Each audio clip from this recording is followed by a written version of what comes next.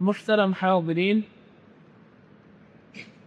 একটি বাস্তব বিষয় হচ্ছে আমরা সবাই রোগাক্রান্ত। আপনি, আমি, আমরা সবাই রোগাক্রান্ত। কেউ রোগ থেকে খালি নয়। কথাটি শুনতে আজীব মনে হলেও, আশ্চর্য মনে হলেও এটাই বাস্তবতা। আমরা কেউ রোগ থেকে খালি নয়, সবাই রোগাক্রান্ত। তবে এই রোগ কোনো শারীরিক রোগ নয়। এই রোগ হচ্ছে এমন একটি রোগ যে রোগটি আপনার দুনিয়াকেও বরবাদ করবে, আখিরাতকেও বরবাদ করবে। এই রোগের নাম হচ্ছে গুনাহ। এই রোগের নাম কি? গুনাহ। গুনাহ এমন এক রোগের নাম যে রোগ শুধু মানুষকে দুনিয়াতে ক্ষতি করবে তা নয়, দুনিয়াতে তো তাকে ক্ষতিগ্রস্ত করবেই, আখিরাতেও তাকে এই গুনাহ ক্ষতিগ্রস্ত করবে। অথচ বর্তমানে আমরা এত পরিমাণে গুনাহের মধ্যে মজে আছি যেটা ভাষায় প্রকাশ করা মতো নয়। অথচ মুসলিমরা গুনাহ করতে পারে না। আল্লাহ সুবহানাহু ওয়া তাআলা মুসলিমদেরকে গুনাহ না করার ব্যাপারে নির্দেশ প্রদান করেছেন। আল্লাহ সুবহানাহু ওয়া তাআলা সূরাতুল আনআমের 120 নম্বর আয়াতে সুস্পষ্টভাবে বলে দিয়েছেন, وَذَرُوا ظَاهِرَ الْإِثْمِ وَبَاطِنَهُ إِنَّ الَّذِينَ يَكْسِبُونَ الْإِثْمَ سَيُجْزَوْنَ بِمَا كَانُوا يَقْتَرِفُونَ। হে আমার বান্দারা, তোমরা প্রকাশ্য এবং অপ্রকাশ্য যাবতীয় গুনাহকে পরিহার করো। ইন্নাল্লাযীনা ইয়াকসিবুনাল ইসমা, কেননা নিশ্চয়ই যে ব্যক্তি গুনাহ কামাই করে, সায়ুজজাউনা বিমা কানু ইয়াকতারিফুন, অতি সত্বর অর্থাৎ কিয়ামতের ময়দানে তার এই কৃতকর্মের কারণে তাকে জাযা দেওয়া হবে, অর্থাৎ তাকে শাস্তি দেওয়া হবে। আল্লাহ সুবহানাহু ওয়া তাআলা প্রকাশ্য এবং অপ্রকাশ্য সব ধরনের গুনাহকে পরিহার করতে বলেছেন। এই কারণে আল্লাহর হাবিব রাসূলুল্লাহ সাল্লাল্লাহু আলাইহি ওয়াসাল্লাম তার সাহাবাদেরকে উদ্দেশ্য করে বারবার গুনাহ ত্যাগ করার ব্যাপারে উপদেশ দিতেন। কেননা একজন মুসলিম কখনো গুনাহ করতে পারে না। গুনাহ যদি তার দ্বারা হয়েও যায়, তখন সে তওবা করে আবার আল্লাহ সুবহানাহু ওয়া তাআলার কাছে ফিরে আসে এবং এমন সব পন্থা অবলম্বন করার চেষ্টা করে যেই পন্থাগুলো, যেই কাজগুলো তাকে গুনাহ থেকে ফিরিয়ে রাখবে। আর গুনাহ পরিত্যাগ করাটাই হচ্ছে সর্বোত্তম আমল।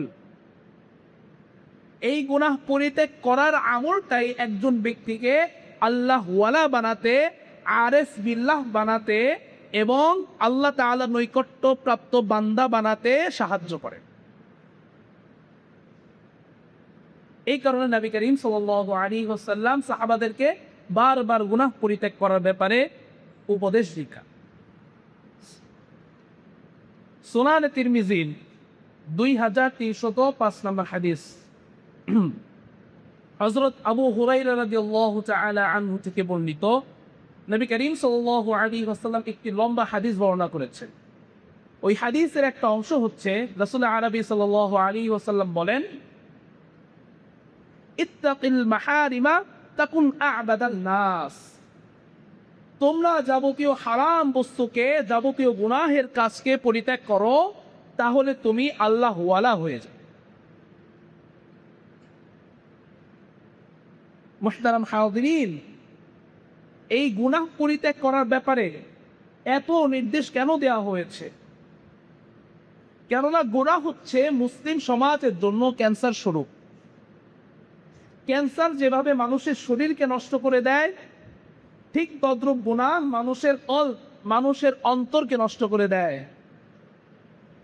গুনাহের সব থেকে ভয়াবহ দিক হচ্ছে, যে ব্যক্তি রেগুলার গুনাহ করতে থাকে, প্রতিনিয়ত আল্লাহ তাআলার অবাধ্যতায় লিপ্ত থাকে, এমন ব্যক্তি আস্তে আস্তে আল্লাহ তাআলার ইবাদত থেকে মাহরুম হতে থাকে। ফাসিক ব্যক্তি আল্লাহ সুবহানাহু ওয়া তাআলার ইবাদতের স্বাদ হারিয়ে ফেলে। ফাসিক ব্যক্তি আল্লাহ তাআলার ইবাদতের স্বাদ হারিয়ে ফেলে এবং নেক কাজ করার ব্যাপারে তার অন্তরে অনাগ্রহতা সৃষ্টি হয়।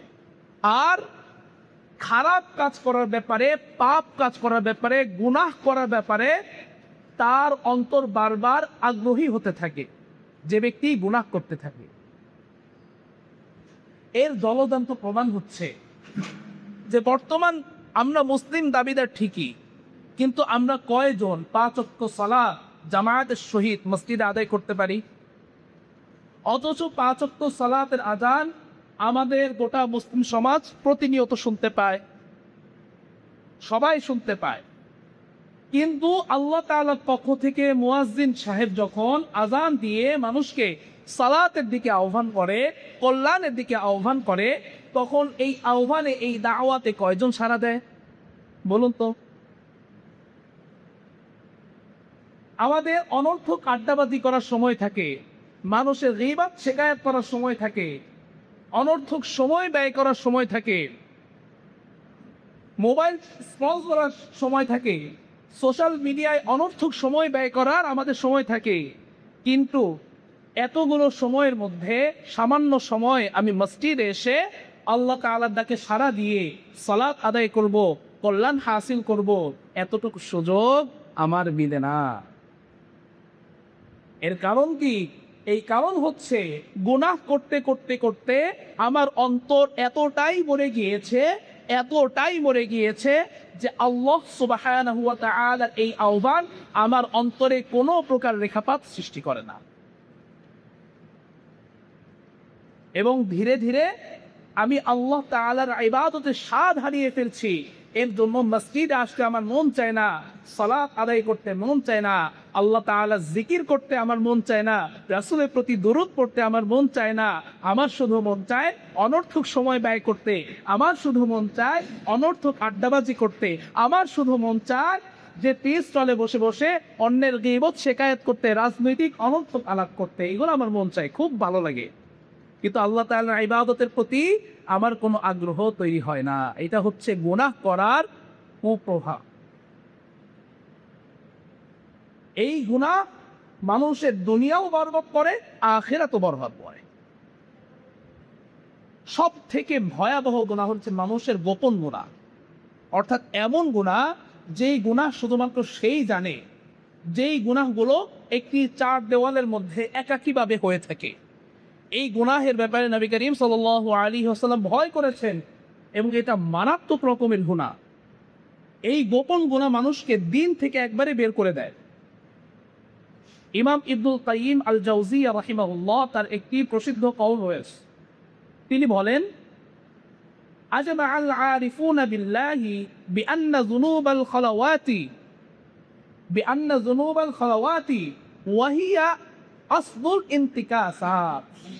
কত ভয়াবহ কথা বলেছেন ইমাম ইবনুল কাইয়িম আল জাওজিয়া রাহিমাহুল্লাহ। বলেন যে প্রত্যেক আল্লাহ ওয়ালাগণ, প্রত্যেক আরিফ বিল্লাহগণ এই ব্যাপারে একমত যে মানুষের গোপন গুনাহগুলো তাকে দিন থেকে সরিয়ে রাখি, দিন থেকে পিছিয়ে রাখে।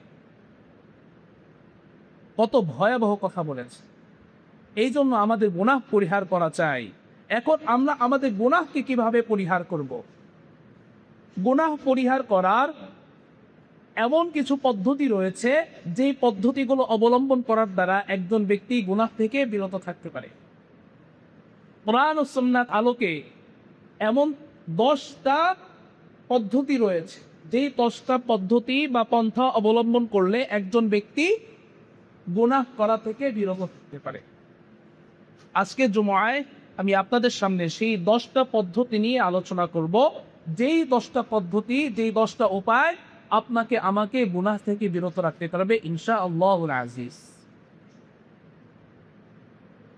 যেই 10টা পদ্ধতি আমাদের গুনাহ থেকে বিরত রাখতে পারে, এই 10টা পদ্ধতির মধ্য থেকে সর্বপ্রথম পদ্ধতি হচ্ছে যে অন্তরের ইখলাসপূর্ণ নিয়ত, অর্থাৎ এমনভাবে নিয়ত করা যে যাই হয়ে যাক না কেন, গুনাহের প্রতি আমার যতই আগ্রহ সৃষ্টি হোক না কেন, আমি কোনোভাবেই গুনাহ করব না।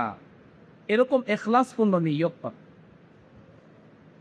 মুহতারাম হাজিরিন, নিয়ত এটার গুরুত্ব ইসলামী শরিয়ায় অনেক বেশি। বান্দার প্রত্যেকটা কাজের মধ্যে তার নিয়তের হস্তক্ষেপ রয়েছে। নিয়ত মানে হচ্ছে অন্তরের ইচ্ছা পোষণ করা। বান্দার প্রত্যেকটা কাজের মধ্যেই তার নিয়তের হস্তক্ষেপ রয়েছে। বান্দা যেই কাজটাই করুক না কেন, তার কাজের বিচার করা হবে তার নিয়তের উপর ডিপেন্ড করে। কেননা বান্দার প্রত্যেকটা কাজই বান্দার নিয়তের উপর নির্ভরশীল। এটা আমরা সবাই জানি। একটি প্রসিদ্ধ হাদিস আমরা সবাই জানি। সহিহ বুখারীর সর্বপ্রথম হাদিস, সহিহ মুসলিমের 1907 নম্বর হাদিস। হযরত ওমর ইবনুল খাত্তাব রাদিয়াল্লাহু তাআলা আনহু থেকে বর্ণিত, তিনি বলেন, রাসূল আরবি সাল্লাল্লাহু আলাইহি ওয়াসাল্লাম বলেছেন, ইন্নামাল আ'মালু বিন্নিয়াত ওয়া ইন্নামা লিকুল্লি ইমরিইন মা নাওয়া। আল্লাহর হাবিব রাসূলুল্লাহ সাল্লাল্লাহু আলাইহি ওয়াসাল্লাম ইরশাদ করছেন, নিশ্চয়ই বান্দার প্রত্যেকটা আমল তার নিয়তের উপর নির্ভরশীল, তার ইচ্ছা শক্তির উপর নির্ভরশীল। ওয়া ইন্নামা লিকুল্লি ইমরিইন মা নাওয়া, বান্দা তাই পাবে যা সে নিয়ত করবে, ইচ্ছা করবে। সুতরাং ব্যক্তির প্রত্যেকটা কাজের মধ্যে নিয়তের অনেক বড় একটি ভূমিকা রয়েছে। সুতরাং বান্দা যখন অন্তর থেকে আযম বিল জজম করবে, দৃঢ় প্রতিজ্ঞা করবে, ইখলাসপূর্ণ নিয়ত করবে যে আমি গুনাহকে সম্পূর্ণরূপে পরিত্যাগ করব, আমার যাই হয়ে যাক না কেন, গুনাহের ব্যাপারে আমার যত আগ্রহ তৈরি হোক না কেন, আমি কোনোভাবেই গুনাহ করব না, এরকম আযম বিল জজম করতে হবে। মুহতারাম হাজিরিন, মনে রাখবেন যে গুনাহের যে সাময়িক আনন্দ রয়েছে, যেই খুশি রয়েছে, যেই আপনার মজাটা রয়েছে, এটা ক্ষণস্থায়ী। এটা কোনো দীর্ঘমেয়াদী কোনো মজা নয়। বরঞ্চ আপনি যে গুনাহটা করতেছেন, এই গুনাহ করে আপনি সাময়িক কিছু আনন্দ পাচ্ছেন, সাময়িক কিছু মজা পাচ্ছেন, কিন্তু এর ক্ষতি, এর কুপ্রভাব দীর্ঘমেয়াদী। সুতরাং অন্তর থেকে আযম বিল জজম করা চাই যে আমি গুনাহ করবই না, আমি তো গুনাহ করবই না, বরঞ্চ মাইন্ডকে এভাবে সেট আপ করতে হবে, আমার যতই গুনাহের প্রতি আগ্রহ তৈরি হোক না কেন, গুনাহের ব্যাপারে আমার যতই ইচ্ছা হোক না কেন, আমি কোনোভাবেই গুনাহ করব না, গুনাহের দিকে পা বাড়াবো না। এই নিয়ত অনুপাতে যে ব্যক্তি তার কর্মকে বাস্তবায়ন করতে পারবে, অর্থাৎ যে ব্যক্তি নিয়ত করছে আমি কোনোভাবেই গুনাহ করব না, সে এই নিয়ত অনুযায়ী যে ব্যক্তি আমল করতে পারবে, তার জন্য আল্লাহ তাআলার পক্ষ থেকে মহা পুরস্কার রয়েছে। সেই পুরস্কারটা কি? সেই পুরস্কার সম্পর্কে আমাদের জানতে হলে সহিহ মুসলিমের 131 নম্বর হাদিসের দিকে আমাদের লক্ষ্য করতে হবে। যে হাদিসটি হযরত আবু হুরায়রা রাদিয়াল্লাহু তাআলা আনহু থেকে বর্ণিত। তিনি বলেন, রাসূল আরবি সাল্লাল্লাহু আলাইহি ওয়াসাল্লাম বলেছেন, মান হাম্মা বিসাইয়্যাতিন, যে ব্যক্তি কোনো গুনাহের ইচ্ছা করলেন, ফালাম ইয়ামালহা, কিন্তু ওই ইচ্ছা অনুপাতে সে গুনাহের কাজটা করলেন না। মান হাম্মা বিসাইয়্যাতিন ফালাম ইয়ামালহা, যে ব্যক্তি গুনাহের ইচ্ছা করলেন কিন্তু ওই ইচ্ছা অনুপাতে ওই গুনাহটা বাস্তবায়ন করলেন না, তাহলে তার জন্য কি সাজা রয়েছে?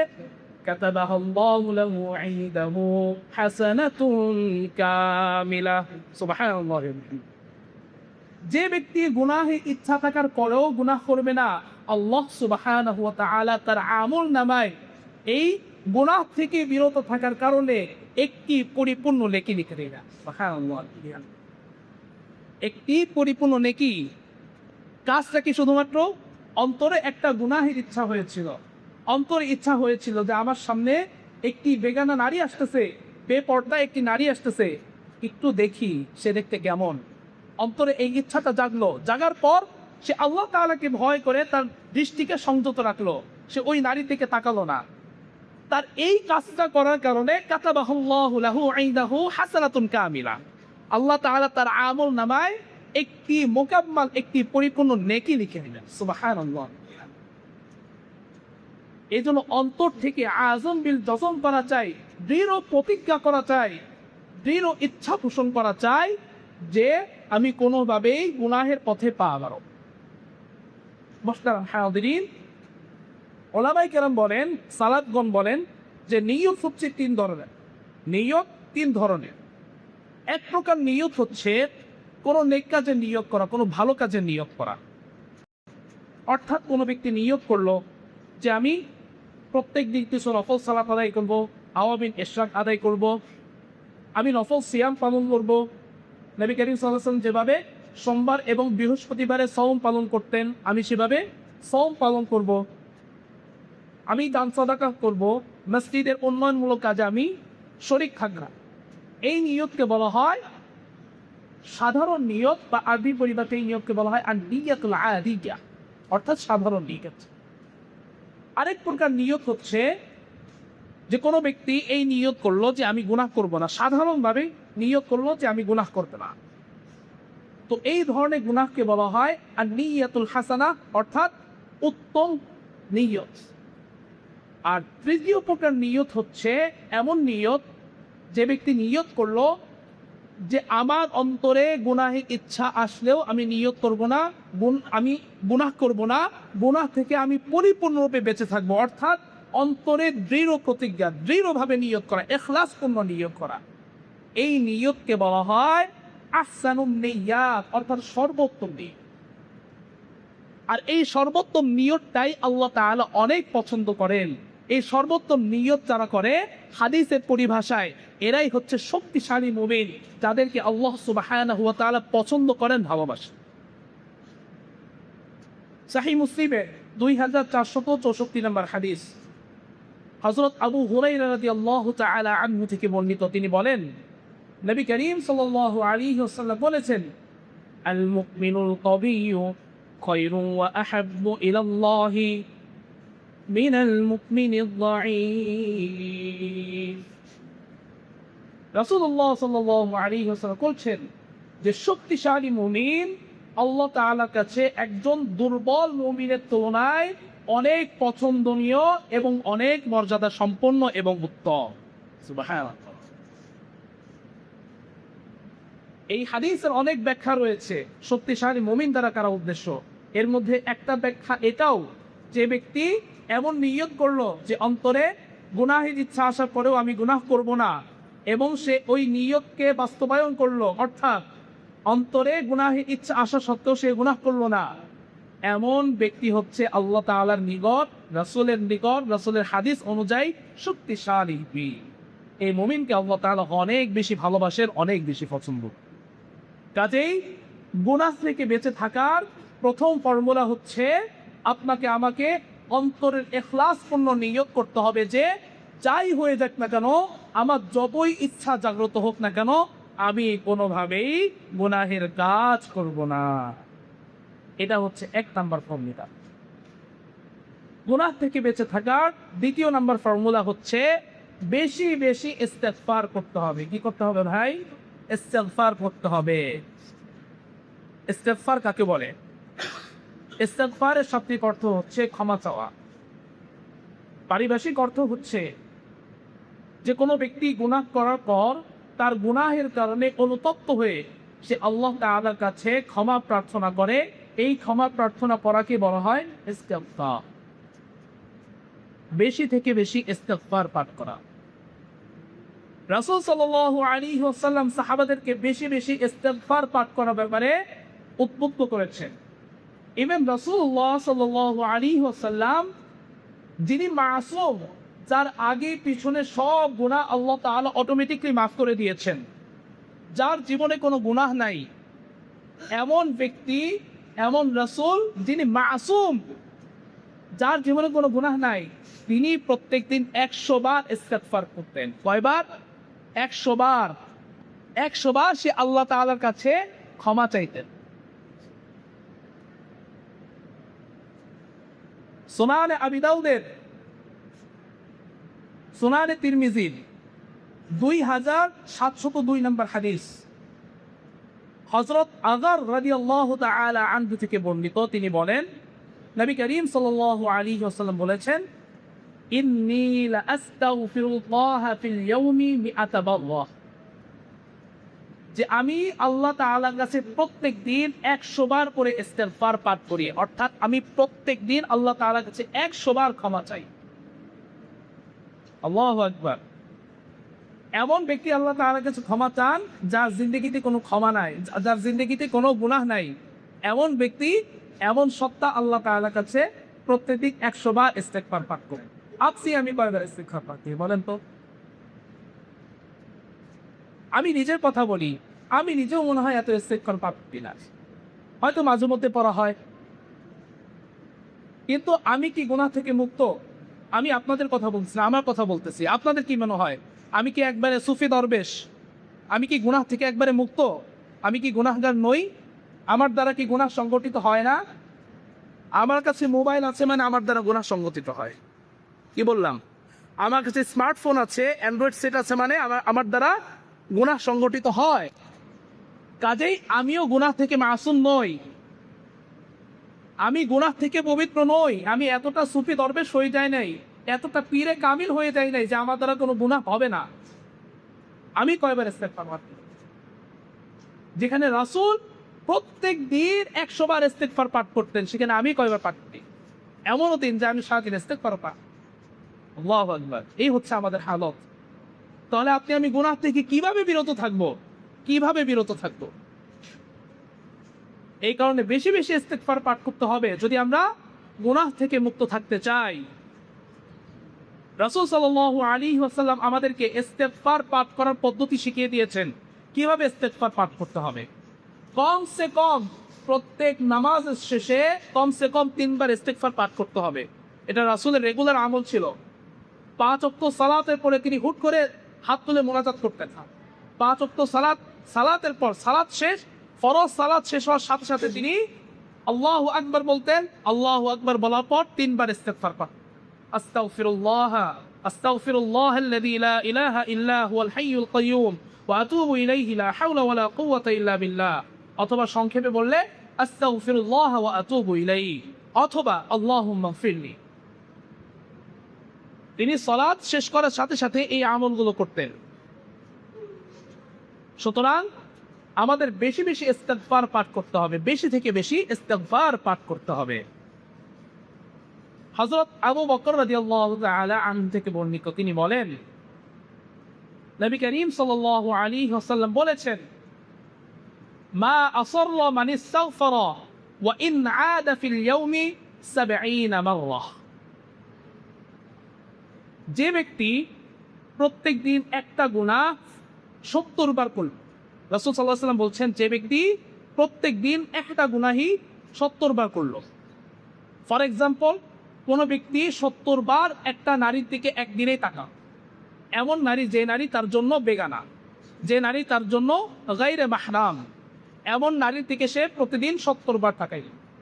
নবী করিম সাল্লাল্লাহু আলাইহি ওয়াসাল্লাম বলেন, যে ব্যক্তি এই 70 বার করা গুনাহের জন্য একবার ইস্তেগফার করবে, সে ওই ব্যক্তির ন্যায় যে কোনো গুনাহই করে। সুবহানাল্লাহ ওয়া বিহামদিহি। এই হচ্ছে ইস্তেগফারের পাওয়ার। শুধু কি তাই, যে ব্যক্তি ইস্তেগফার পাঠ করে সে ব্যক্তি আল্লাহ সুবহানাহু ওয়া তাআলার আযাব থেকে মুক্ত থাকবে। সুবহানাল্লাহ। আল্লাহ সুবহানাহু ওয়া তাআলা কোরআনে ইরশাদ করেন, ওমা কানাল্লাহু মুআযযিবাহুম ওয়া হুম ইস্তাগফিরুন। আল্লাহ তাআলা বলেন যে আল্লাহ তাআলা এমন নন যে ব্যক্তি ইস্তেগফার পাঠ করবে আবার তাকে আল্লাহ তাআলা আযাব দিবে। আল্লাহ তাআলা এমন নন। অর্থাৎ আল্লাহ তাআলা বোঝাতে চাচ্ছেন, যে ব্যক্তি খালেস দিলে ইস্তেগফার পাঠ করবে, সে তার কৃতকর্মের কারণে অনুতপ্ত হয়ে আমি আল্লাহ তাআলার কাছে তওবা করবে, আমি আল্লাহ তাআলার কাছে মাফ করবে, এমন ব্যক্তিকে আল্লাহ সুবহানাহু ওয়া তাআলা আযাব দিবেন না। সুবহানাল্লাহ। সুতরাং গুনাহ থেকে বেঁচে থাকার দ্বিতীয় নাম্বার কার্যকর ফর্মুলা হচ্ছে আপনাকে আমাকে বেশি থেকে বেশি ইস্তেগফার পাঠ করতে হবে। বেশি থেকে বেশি ইস্তেগফার। কমসে কম আমরা চেষ্টা করব প্রত্যেক দিন 100 বার ইস্তেগফার পাঠ করার জন্য। এটা কোনো আহামরি কিছু না। আস্তাগফিরুল্লাহ আস্তাগফিরুল্লাহ আস্তাগফিরুল্লাহ আস্তাগফিরুল্লাহ আমি যদি এবার পড়তে থাকি, 100 বার পড়তে আমার সর্বোচ্চ গেলে 5 মিনিট লাগবে। 5 মিনিটও লাগবে না, 2-3 মিনিটে 100 বার ইস্তেগফার পাঠ করা হয়ে যাবে যদি আমি আস্তাগফিরুল্লাহ আস্তাগফিরুল্লাহ আস্তাগফিরুল্লাহ ভাবে পাঠ করতে থাকি। এজন্য আমরা সবাই চেষ্টা করব প্রত্যেক দিন কমসে কম 100 বার ইস্তেগফার পাঠ করার জন্য। প্রত্যেক নামাজের শেষে সালাম ফিরানোর পর আল্লাহু আকবার বলে রাসূল সাল্লাল্লাহু আলাইহি ওয়াসাল্লাম যেভাবে 3 বার ইস্তেগফার পাঠ করেছেন আমরা সেভাবে 3 বার ইস্তেগফার পাঠ করি। আল্লাহ তাআলা আমাদের তৌফিক দেন।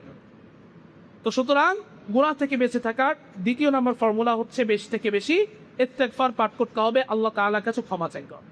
3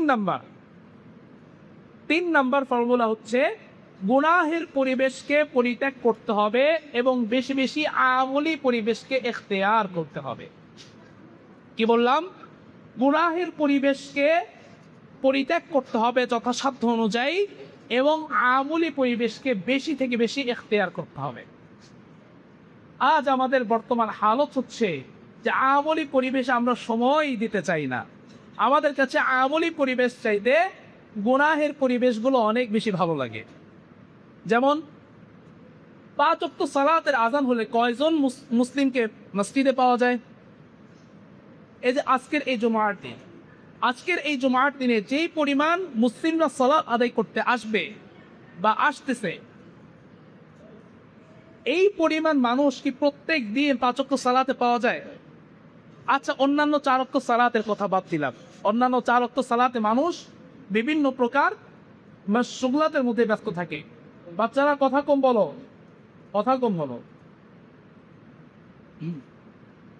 অন্যান্য 4 ওয়াক্তের কথা বাদ দিলাম, যে অন্যান্য 4 ওয়াক্তে মানুষ বিভিন্ন ব্যস্ততার কারণে, অফিসিয়াল বিভিন্ন ব্যস্ততার কারণে তারা মসজিদে এসে সালাত আদায় করতে পারে না, এটা মেনে নিলাম। কিন্তু ফজরের সময় তো প্রত্যেকটা মানুষ নিজ নিজ ঘরে থাকে, কিন্তু ফজরের সালাতে তো পাওয়া যায় না। এটা হচ্ছে আমাদের সব থেকে বড় গাফিলতি, সব থেকে বড় ব্যর্থতা, যে আমরা আমলি পরিবেশকে অনেক তুচ্ছ-তাচ্ছিল্য করি। আমলি পরিবেশের কোনো দামই আমরা দিই না। আমাদের কাছে গুনাহের পরিবেশটা সব থেকে বেশি ভালো লাগে, যার ফলে ঘন্টার পর ঘন্টা আমরা বাজারে কাটিয়ে দিই, বিভিন্ন টি স্টলে কাটিয়ে দিই, অনর্থক আড্ডাবাজিতে কাটিয়ে দিই। ঘন্টার পর ঘন্টা কেটে যায়, তবুও আমাদের কোনো হুঁশ থাকে না। এই হচ্ছে হালত। অথচ সাহাবাদের হালত ছিল তারা বেশি থেকে বেশি আমলি পরিবেশ ইখতিয়ার করত, বেশি থেকে বেশি। আমরা শিকায়ত করি যে হুজুর, আমাদের সন্তান আমাদের কথা শোনে না, সন্তান প্রতিনিয়ত আমাদের অবাধ্য হয়ে যাচ্ছে, সন্তান আমাদের কোনো কথাই শোনে না। এর সব থেকে বড় কারণ কি? আপনার ঘরের মধ্যে দ্বীনি পরিবেশ নাই, আপনার ঘরের মধ্যে শয়তান বাসা বেঁধে আছে, যার ফলে আপনি আপনার সন্তানকে কন্ট্রোল করতে পারেন না, সন্তান আপনার অবাধ্য হয়ে যাচ্ছে। এর ফল হচ্ছে আপনার কমতি হচ্ছে আপনার। আপনি শুরু থেকে আপনার বিবি সাহেবাকে, আপনার সন্তান সম্পত্তিদেরকে দ্বীনি পরিবেশের মধ্যে লালিত পালিত করেননি। এর জন্য আপনি নিজে দায়ী। সাহাবারা কি করতেন? সাহাবারা তাদের ঘরের মধ্যে তালিমি মজমা কায়েম করতেন। রাসূল সাল্লাল্লাহু আলাইহি ওয়াসাল্লাম থেকে একটা হাদিস যদি তারা শুনতেন, সেটা ঘরে গিয়ে তাদের বিবি সাহেবা, তাদের সন্তান সন্ততি তাদের কাছে প্রচার করতেন। আমাদের বর্তমানে মার্কেটে আলহামদুলিল্লাহ অনেক হাদিসের কিতাব রয়েছে, মুনতাখাব হাদিস রয়েছে, রিয়াদুস সালিহিন রয়েছে, এরকম হায়াতুস সাহাবা রয়েছে। হায়াতুস সাহাবার মধ্যে সাহাবাদের অনেক হেকায়াত রয়েছে, কাহিনী রয়েছে। এগুলো আমরা ঘরে রাখি না, বেশি না, 5টা মিনিট কি আমার সুযোগ হবে না আমার বিবি বাচ্চাদেরকে নিয়ে 5টা মিনিট তালিম করার? এতগুলো সময় আমি মোবাইলের পিছনে ব্যয় করি, সোশ্যাল মিডিয়া স্ক্রল করতে করতে আমার ঘন্টার পর ঘন্টা কেটে যায়। এই সময়গুলোর মধ্যে থেকে 5টা মিনিটকে আমি ব্যয় করতে পারবো না, যেই 5টা মিনিট আমি ঘরে বিবি বাচ্চাদেরকে নিয়ে তালিম করব? এটা কি খুব কঠিন কাজ? আমার কাছে তো এটা কঠিন কোনো কাজ মনে হয় না। দিন আপনার আমারও বোঝা জরুরি, আমার পরিবার পরিজন আহাল বর্গদেরও দিন বোঝা জরুরি। আল্লাহ তাআলা শুধু নিজেকে জাহান্নামের আযাব থেকে বাঁচতে বলেননি, আল্লাহ তাআলা নিজেকেও জাহান্নামের আযাব থেকে বাঁচতে বলেছেন, নিজের পরিবারের সদস্যদেরকেও জাহান্নামের আযাব থেকে বাঁচাতে বলেছেন। আল্লাহ তাআলা বলেন, ইয়া আইয়ুহাল্লাযীনা আমানু কু আনফুসাকুম ওয়া আহলিকুম নারা। হে ঈমানদারেরা, তোমরা নিজেরাও জাহান্নামের আযাব থেকে বাঁচো, তোমাদের পরিবারের সকল সদস্যদেরকেও জাহান্নামের আযাব থেকে বাঁচাও। এর সূরত কি? এর সূরত হচ্ছে ঘরের মধ্যে দ্বীনের পরিবেশ কায়েম করতে হবে। ঘরের মধ্যে দ্বীনের পরিবেশ কায়েম করতে হবে, তাহলে আপনার স্ত্রী আপনার কন্ট্রোলে আসবে, আপনার সন্তান আপনার কন্ট্রোলে আসবে, তারা আপনার বাধ্যগত সন্তান হতে বাধ্য। এবং শুধু কি তাই, ঘরের মধ্যে তালিম করার অনেক ফাজাইল রয়েছে। যেমন সহিহ মুসলিমের 2499 নম্বর হাদিস, হযরত আবু হুরায়রা রাদিয়াল্লাহু তাআলা আনহু থেকে বর্ণিত, তিনি বলেন রাসূল আরবী সাল্লাল্লাহু আলাইহি ওয়াসাল্লাম বলেছেন, মাজতামা কওমুন ফি বাইতিন মিন বুয়ুতিল্লাহ ইয়াতলুনা কিতাবাল্লাহ ওয়া ইয়াতাদারাসুনাহু বাইনাহুম ইল্লা নাযালাত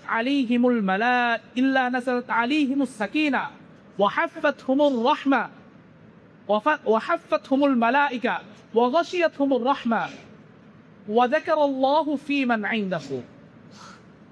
রাসূল আরবী সাল্লাল্লাহু আলাইহি ওয়াসাল্লাম বলছেন যে যেই জাতি ইজতামা কওমুন ফি বাইতিন মিন বুয়ুতিল্লাহ, যে জাতি আল্লাহ সুবহানাহু ওয়া তাআলার ঘরের মধ্য থেকে কোন একটি ঘরে একত্রিত হয়ে কি করে, ইয়াতলুনা কিতাবাল্লাহ, আল্লাহ তাআলার কিতাব অর্থাৎ কোরআন তেলাওয়াত করে, ওয়া ইয়াতাদারাসুনাহু বাইনাহুম, পরস্পরে কোরআন নিয়ে মুযাকারা করে, ইল্লা নাযালাত আলাইহিমুস সাকিনা, আল্লাহ সুবহানাহু ওয়া তাআলা এই কাজগুলো করার কারণে তাদের উপর সাকিনা নাজিল করেন, ওয়া হাফফাতহুমুল মালাইকা ওয়া গাশিয়াতহুমুর রাহমা, এই কাজগুলো করার কারণে আল্লাহ তাআলার রহমত তাদেরকে বেষ্টন করে নেয়, ওয়া হাফফাতহুমুল মালাইকা, আল্লাহ তাআলার ফেরেশতারা তাদেরকে ঘিরে ফেলে, ওয়া যাকারাহুমুল্লাহু ফি মান ইনদাহু, এবং আল্লাহ তাআলার কাছে যে সকল ফেরেশতারা থাকে তাদেরকে নিয়ে ওই ব্যক্তি সম্পর্কে, ওই কওম সম্পর্কে আল্লাহ সুবহানাহু ওয়া তাআলা মুযাকারা করতে থাকে। কি মুযাকারা করতে থাকে?